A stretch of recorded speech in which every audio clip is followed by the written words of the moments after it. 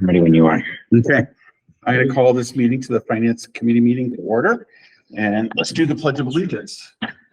I pledge allegiance to the flag of the United States of America and to the republic for which it stands, one nation, under God, indivisible, for liberty and justice for all. All right.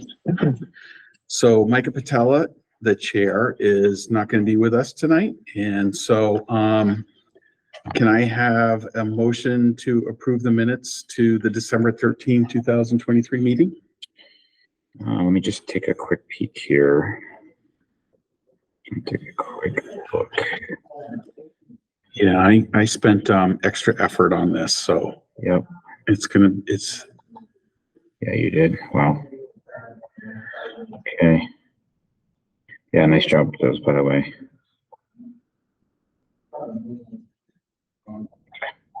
I will make a motion to approve. Second. Okay, any discussion?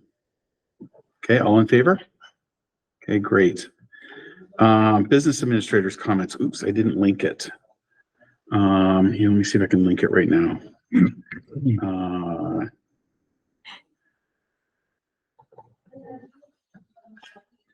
Sorry about that. It's okay. Normally I have that all done. Okay, all right. Okay, so inflation for the month of, and I believe this is December, is, I'm going to bring it up on the screen here, is 2.6%. An update for the memorial roof. We're going to ask the facilities committee to select a vendor recommendation. We're going to ask them, we're going to ask for $196,850 for the repair costs for the roof. So we're going at this point, we're going to try to fund this through appropriations.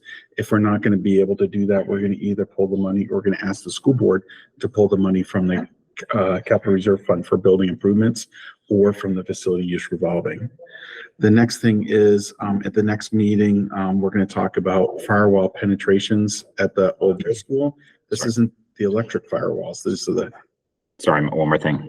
So on the memorial roof, before we move on, Yes. Just want to note for the public that $196,850 for the repair cost, that was our best cost repair for that roof, and that a full repair is going to be closer to $300,000. So that's actually a huge savings. And this is not a Band-Aid. This is a full repair of the roof. So that is a absolutely wise choice. Yes, perfect.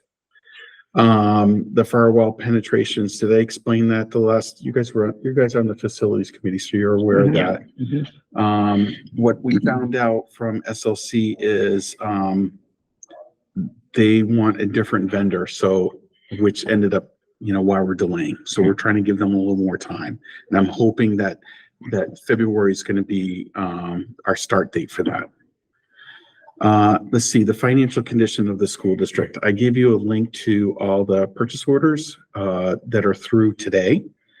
I'm also gave you a link to, I'm on the second paragraph now, to our position reports that are showing us under our payroll budget for those positions that have been filled. Okay. And it's not a significant change from last month. We are actually, this is my impression, and I'm not getting this from other people, but it seems like it's all of a sudden becoming just a little bit easier to hire employees. Okay. The cash balance of the school district as of December 31, it was $1,181,449. As of today, we have a significant higher balance, which is up over $5 million. And it's because of the state aid payments. Normally, the district runs between $5 and $6 million a month. It's just that November and December were quite tight this year. Okay. Revenues through December 31 were $32,419,706. Through December, we've roughly received 2/3 of our state aid, which is normal at this time of the school year. Notable revenues recorded were Fremont tuition for $918,025, and vocational transportation, which is a state aid, of $18,712. And so what the state is covering is a portion of the transportation costs for our vocational students. Non-health insurance expenditures through December 31st were $14,380,065. Encumbrances were $15,130,796. The remaining appropriation is almost $3 million or 9.22%. Notable changes were $142,800 was paid to Kingston and Newton Police Departments for all their SRO services to all of our schools, and we love them very much. $165,900 for our out-of-district education, special education placements. Yeah, and I'd like to just give a huge shout out to our SROs and the Kingston Police Department for providing all of those services. That's amazing for our students, and that we have those services, because not all districts in kind of the small rural areas like ours have that. So that's a huge benefit to our students and the families that live here. So thank you to all of them. Health insurance expenditures through December 31 are $1,944,085. Encumbrances were $2,794,889. The remaining amount is $790,052 or 14.29%. And that's all I have for the business administrator's report. Do you have any questions? I do not. Okay. Thank you, ma'am. Now I'm moving on to budget adjustments. There are 5 of them. We can go over each of them and we can move them all together, or we can do them individually. So I'm going to just go down the line and try to do them and move them all at once. Okay. The first one is we're moving special education, out-of-state special education tuition from the high school to the middle school. Well, they're saying to move it to the middle school to cover the cost of tuition. I think they have their entry in backwards.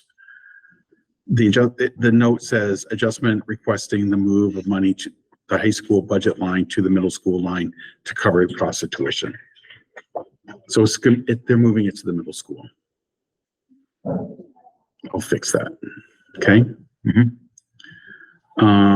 The next one.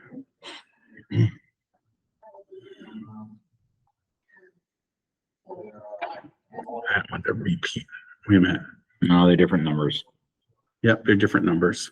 It's very similar. Yeah. So it's requesting moving in-state tuition to cover a non-public special education tuition. And they're moving from the high school to the high school. Okay. The third tuition one is adjustment requested to move money.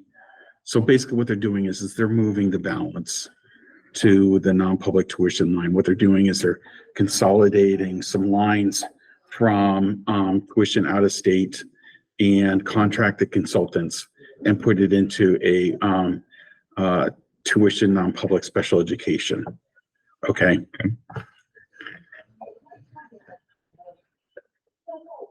The fourth one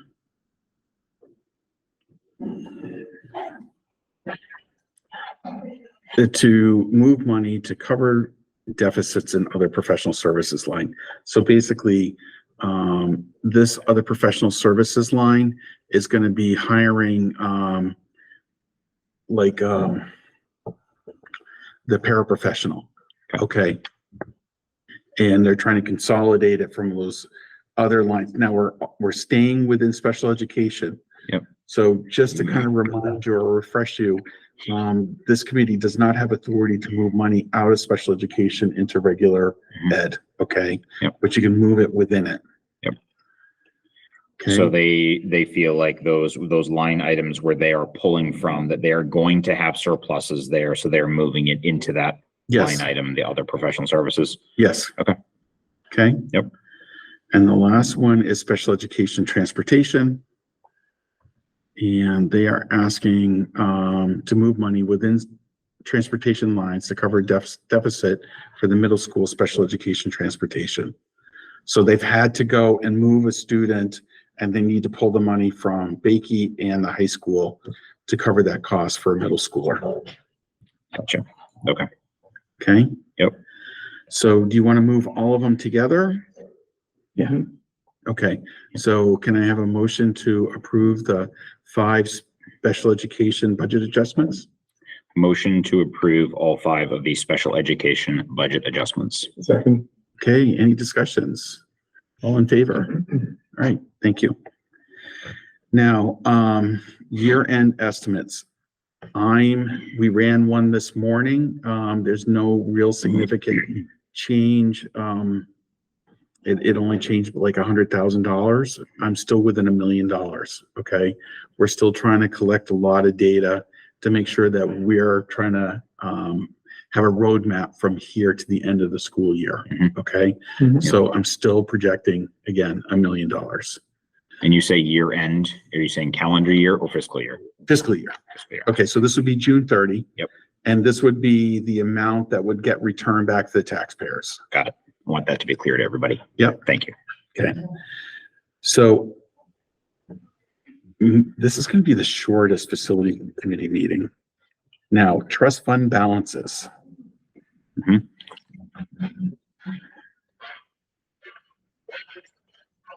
All right.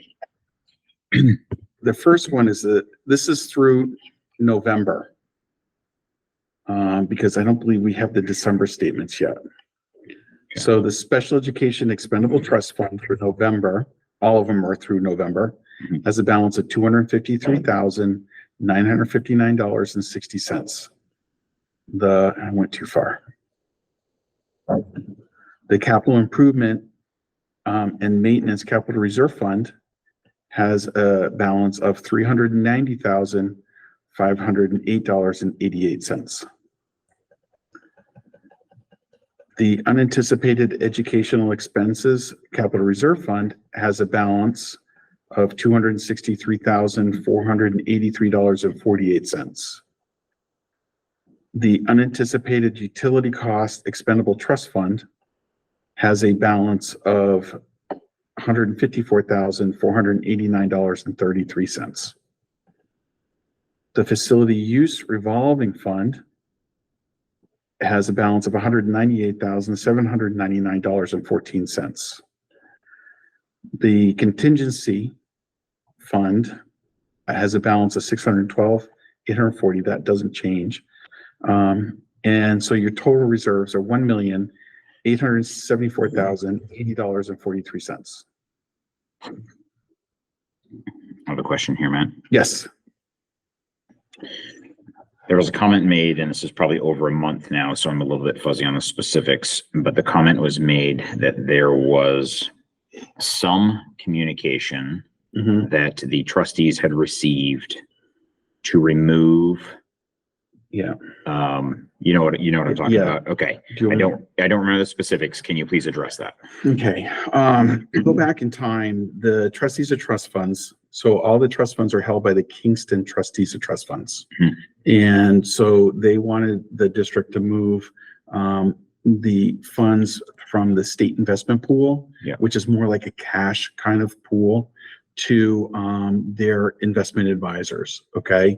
And through negotiations, the school board voted to allow them to invest up to, I believe, 85% of the balances. The remaining 15% had to be available like in a cash kind of balance, so that if we ever had a need to withdraw the funds, we would go and pull the money, or ask them to pull the money. They wouldn't have to liquidate any securities to do it. Now, the trustees of trust funds can invest in securities like stocks, bonds, treasuries, really anything, where the school district can only invest in cash. We can only put it in a bank account. Okay. So they have much more wide latitude of what their investment vehicles are.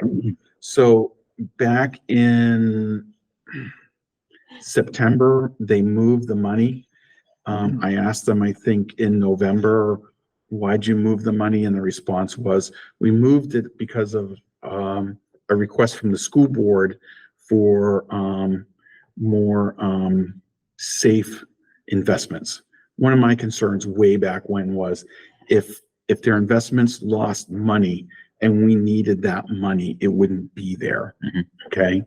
And so, but the school board voted to allow them to invest up to 85%. Right. So I don't know where this communication problem is with the school board and the trustees of trust funds to make them think that we wanted them to move the funds. Did we look into, was there a request from somebody on the school board? Because I don't recall anything. I don't recall anything either. Okay. Okay. So I was hoping that Micah would reach out to the Kingston trustees, Okay. or maybe one of the committee members here can do that. And because I think it's Jamie Fitzpatrick was the one who would communicate with the trustees. Sure. Okay. Yep. And just, I don't know, refresh that Sure. relationship. Yeah. Okay. Sounds good. Would you kindly send a very brief email to Micah Yes. that asks him to reach out to them Yep. with that knowledge right there? Because I think just like I had forgotten the exact specifics of the language, Yep. we want to make sure that that line of communication is open Yep. and that there's no misunderstandings. Yeah, Yeah. exactly. Okay. Yep. All right. Thank you, man. That's perfect. Let's see. There are no manifest questions that I'm aware of. And we're not pushing out manifests right now because we're just not running manifests at this moment. You're going to see one probably at the end of next week and then the week after. Okay. Okay. On a side note, we've issued all of our W-2s. Okay. We're about ready to issue our 1099s. So we're up to date with all of our federal filings. So it's great. Great. Fantastic. All right. I don't really have any more. Do you guys have any questions of me? I do not. Okay. And there's no public here to do a public comment? Okay. So we can adjourn at 4:24.